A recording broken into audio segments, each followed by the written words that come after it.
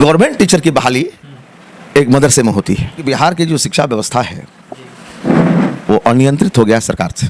आज हजारों ऐसे टीचर हैं जिनकी नियुक्ति प्राइवेट स्कूलों में हो गई। जो टीचर लगातार 15 साल 20 साल से काम कर रहे हैं, आपने उसे जूनियर बना दिया। बीपीएससी क्या आया, उसके सीने पर बैठा दिया। दूसरे में कि वेतन उसका 15,000 16,000 12,000 कम हो गया। ये कौन सा नीति आपका है? ये कौन सा सिद्धांत है? शिक्षा का कौन सा ये कोड है? बहुत से टीचरों का ट्रांसफर नहीं हुआ, स्थानांतरण नहीं हुआ, उसके लिए वो रोड पर घूम रहे हैं। 500-500 किलोमीटर दूर है, 300 किलोमीटर दूर है। सेवा निरंतरता जो मूलभूत अधिकार है, सरकार ने उसको स्वीकार किया है सदन में, उसको अविलंब दे। और दूरी के आधार पर जो आप ट्रांसफर किए हैं उसमें बहुत सा त्रुटि आया है। लेडीज के साथ आया है, जेंट्स के साथ आया है, विकलांग के साथ आया है। यदि आपकी सरकार आती है तो इस शिक्षा व्यवस्था को किस तरह से आप लोग सही करेंगे? गवर्नमेंट स्कूलों को उसके नट बोल्ट को टाइट किया जाएगा। क्वालिटी एजुकेशन के लिए एक बड़ा, हर पंचायतों में एक बड़ा सा नेत्रहाट टाइप का विद्यालय को स्थापित किया जाएगा। गरीब का बच्चा जो बिल्कुल गवर्नमेंट स्कूलों में जाता है और खिचड़ी खा के चला आता है, उसे गुणवत्तापूर्ण शिक्षा नहीं मिलती है। सबका बच्चा अगर इंग्लिश मीडियम में पढ़ेगा तो गरीब का बच्चा भी इंग्लिश मीडियम में पढ़ेगा। शिक्षा ही वो माध्यम है जिससे हम आगे जा सकते हैं। शिक्षा ही वो शेरनी का वो दूध है जो पीता है दहाड़ता है। नमस्कार, स्वागत है आप सभी को नेशनल पब्लिक न्यूज़ में।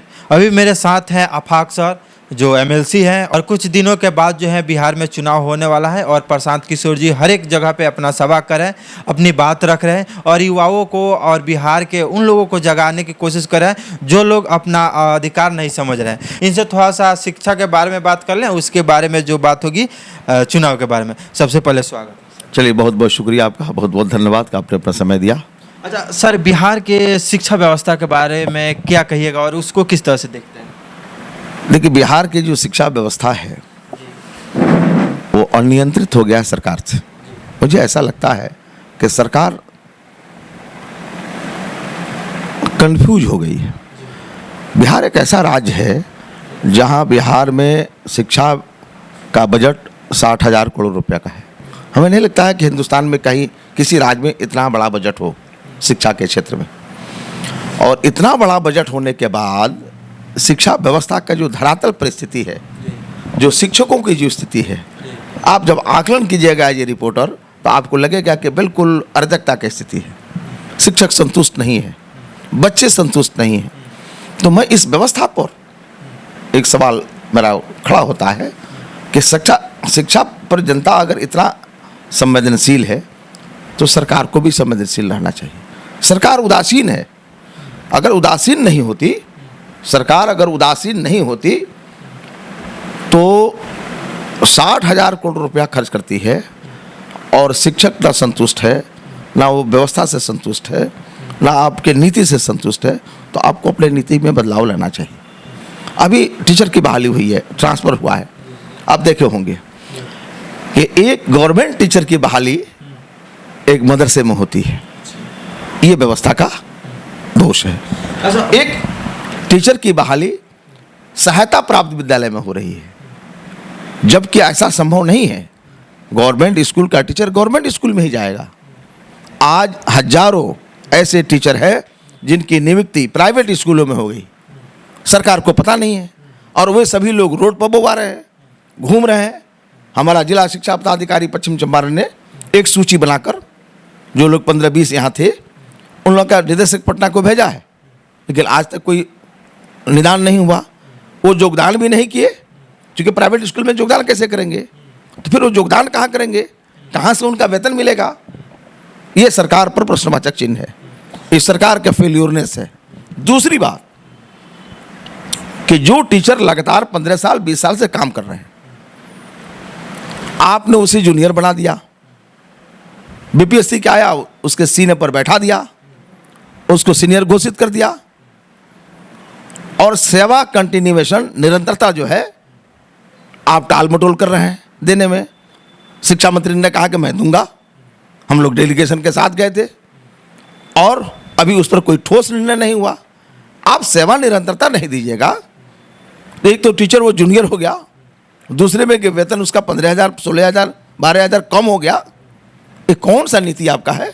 ये कौन सा सिद्धांत है? शिक्षा का कौन सा ये कोड है? मैं सरकार से पुनः इस बात पर पुनर्विचार करने के लिए निवेदन करता हूं। और जो वित्त रहित शिक्षा नीति को सरकार ने जो समाप्त किया, और वित्त रहित जो विद्यालय हैं उसके शिक्षक का जो बकाया राशि है उस राशि को भी नहीं दे रही है, और वेतन वो अनुदान के बदले वेतनमान देने की भी बात हुई थी कि आप सब काम को आप कर रहे हैं। जब आपने वित्त रहित शिक्षा नीति को समाप्त कर दिया तो जो शिक्षक काम कर रहे हैं बरसों से कॉलेजों में, हाई स्कूलों में, आप उसको पैसा देते हैं परीक्षा फल के आधार पर, आप उसको छोड़िए, आप उसको वेतनमान दीजिए ताकि उसके बाल बच्चे भी जिंदा रह सकें। तो सरकार को इमीडिएट जो स्थानांतरण नीति है उस नीति में जो त्रुटि है उसको दूर करना चाहिए। जो टीचर रोड पर बोवा रहे हैं, बहुत से टीचरों का ट्रांसफ़र नहीं हुआ, स्थानांतरण नहीं हुआ, उसके लिए वो रोड पर घूम रहे हैं, 500-500 किलोमीटर दूर है, 300 किलोमीटर दूर है। तो सरकार को इस पर संज्ञान लेना चाहिए। सरकार पूर्ण रूप से फेल्योर हो गई है। मैं उम्मीद करता हूं कि सरकार इन बिंदुओं पर विचार करेगी, वित्त रहित शिक्षा नीति को समाप्त करते हुए उसे अनुदान के बदले वेतनमान देगी, और जो हमारा सेवा निरंतरता जो मूलभूत अधिकार है सरकार ने उसको स्वीकार किया है सदन में, उसको अविलंब दे। साथ में जो टीचर्स का ट्रांसफ़र हुआ है उन टीचरों का जो नियुक्ति गलत जगहों पर हो गया है उसको इमीडिएट अपने स्कूलों में लावे, और दूरी के आधार पर जो आप ट्रांसफ़र किए हैं उसमें बहुत सा त्रुटि आया है, लेडीज़ के साथ आया है, जेंट्स के साथ आया है, विकलांग के साथ आया है, उसको आपने लोड करा लिया है इस शिक्षा कोष पर, उसको अविलंब ठीक कीजिए ताकि शिक्षा व्यवस्था में के वातावरण में कुछ परिवर्तन हो। लोगों को लगे लोग पढ़ा नहीं रहे हैं, लोग खुद महसूस कर रहे हैं कि हम अस्थिर हैं। आप शिक्षक को अस्थिर कीजिए, अस्थिर नहीं कीजिएगा तो शिक्षक शैक्षणिक माहौल वातावरण को नहीं बना पाएगा और इस बिहार में बच्चों को नुकसान होगा। अच्छा, आप ही के जिला क्षेत्र में एक एरिया है जो दीरा एरिया है, बेजुआ है और मसान ढाब है, उसमें जो है विद्यालय रजिस्टर्ड में है, कागजातों में है, मगर ज़मीनी स्तर पर जाके देखा जाता है तो वहाँ पे विद्यालय नहीं दिखता है।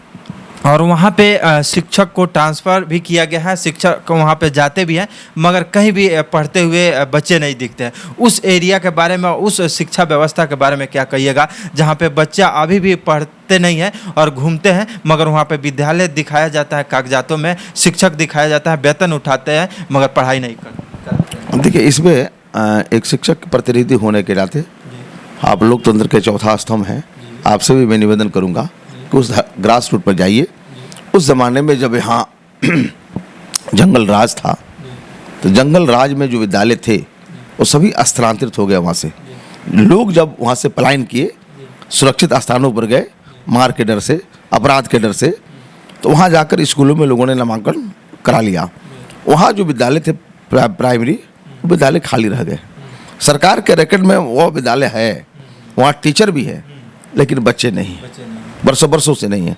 तो ये सरकार का फेल्योरनेस है। अभी हाल के दिनों में मेरे पास इसका सूची भी आया है। हम इस पर जिला शिक्षा पदाधिकारी से बात भी करेंगे कि वहाँ के लोग तो पलायन कर गए हैं, लोग हैं, अभी हैं, बच्चे भी हैं, तो नामांकन उनका नहीं हो रहा है, नामांकन नहीं हो रहा है। और कुछ जगहों पे बच्चे हैं तो पेड़ के नीचे उनको पढ़ाया जाता है कुछ जगहों पे, बाकी जगह पे शिक्षक आते भी नहीं है, आते हैं तो हाजिरी बनाकर चले जाते हैं, और विद्यालय भी नहीं है, पेड़ के नीचे भी पढ़ाया जाता है। देखिए, अगर मेरे समझ के मुताबिक नामांकन है तो शिक्षक को पढ़ाना चाहिए। मुझे ऐसा लग रहा है कि वहाँ से मोस्टली लोग जो पलायन कर गए, जहाँ चले गए हैं वहाँ स्कूलों में नामांकन करा लिए हैं, वहाँ कम से कम लोग हैं। आपसे मैं कह रहा हूँ, आप लोकतंत्र के चौथा स्तंभ में अपने स्तर से भी उसको देखिए।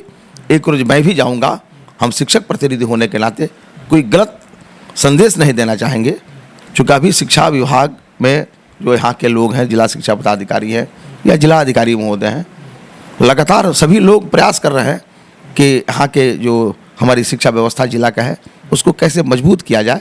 हम सब लोग मिलकर प्रयास कर रहे हैं, लेकिन यह बात जो आपने रखी हमारे सामने, इसको हम चुनौती के रूप में देख रहे हैं कि अगर वहाँ विद्यालय है तो बच्चों का नामांकन है तो शिक्षक जा रहे हैं कि नहीं जा रहे हैं। नहीं जा रहे हैं तो जिला शिक्षा पदाधिकारी के माध्यम से हम चाहेंगे कि उसका निरीक्षण हो और वहाँ शिक्षक को रखा जाए और नामांकित बच्चों को पढ़ाने की व्यवस्था की जाए। अच्छा, आप जनसुराज के आप एक एमएलसी और एक नेता हैं, यदि आपकी सरकार आती है तो इस शिक्षा व्यवस्था को किस तरह से आप लोग सही करेंगे ताकि हर एक बच्चे अच्छे से पढ़े और आगे अपने भविष्य में कुछ अच्छा करें? देखिए, जो अभी वर्तमान परिवेश में जो व्यवस्थाएं हैं वो व्यवस्था से बिहार की जनता भी संतुष्ट नहीं, आप भी संतुष्ट नहीं, हम भी नहीं हैं। हमारी व्यवस्थाएं अगर आती हैं तो हमारे नेता के पास विजन है, उनके पास एक सोच है, एक विचारधारा है, और आप जानते भी हैं कि बुद्धिजीवियों में नाम उन्हें आता है। तो जिसके पास विजन नहीं होगा वो किसी चीज़ को आगे को नहीं ले जा सकता है। मुझे लगता है ऐसा है कि हमारी व्यवस्थाएं जब स्थापित होंगी तो शिक्षा में अभूतपूर्व परिवर्तन होगा। सबसे पहले तो नेत्रहाट टाइप के जो विद्यालय हमारे यहाँ कम से कम हैं उसको अधिक से अधिक बनाएंगे, हम जिला स्तर पर बनाएंगे, तो क्वालिटी एजुकेशन देंगे। और जितने भी स्कूल हैं गवर्नमेंट स्कूलों को, उसके नट बोल्ट को टाइट किया जाएगा। चूँकि शिक्षक तो मेरे हैं, विद्यालय भी गवर्नमेंट का है, लेकिन क्वालिटी एजुकेशन के लिए एक बड़ा, हर पंचायतों में एक बड़ा सा नेत्रहाट टाइप के विद्यालय को स्थापित किया जाएगा कि बच्चे सभी आवासीय विद्यालय के रूप में पढ़ें, और अगर जो घर जाना चाहते हैं घर चले जाएं, अगल बगल के हैं, जो रहना चाहें रहें। और जब क्वालिटी एजुकेशन नहीं देंगे, जब तक वो व्यवस्थाएं स्थापित नहीं होंगी, तब तक के लिए हम लोगों ने ये सोचा है कि बच्चा, गरीब का बच्चा जो बिल्कुल गवर्नमेंट स्कूलों में जाता है और खिचड़ी खा के चला आता है, उसे गुणवत्तापूर्ण शिक्षा नहीं मिलती है या उस लायक हासिल नहीं कर पाता है, उपेक्षित महसूस कर रहा है, उसके लिए हम लोगों ने विचार किया कि अगर हमारी व्यवस्थाएं आती हैं, हमारी सरकारें आती हैं, तो हम निश्चित रूप से उसको प्राइवेट स्कूल में एडमिशन कराएंगे। यहाँ का जो टॉप मोस्ट का स्कूल है उसमें उसका दाखिला होगा गरीब के बच्चे का। सबका बच्चा अगर इंग्लिश मीडियम में पढ़ेगा तो गरीब का बच्चा भी इंग्लिश मीडियम में पढ़ेगा। उसका जो फीस होगा वो 1 साल का फीस हमारी गवर्नमेंट पे करेगी, और गरीब झोपड़ी में रहने वाला गरीब का बेटा भी इंग्लिश मीडियम स्कूल में पढ़ेगा। और व्यवस्था हमारा ठीक हो जाएगा तो आवासीय विद्यालय में आएगा। शिक्षा से ही हम तरक्की के रास्ते पर आगे जा सकते हैं।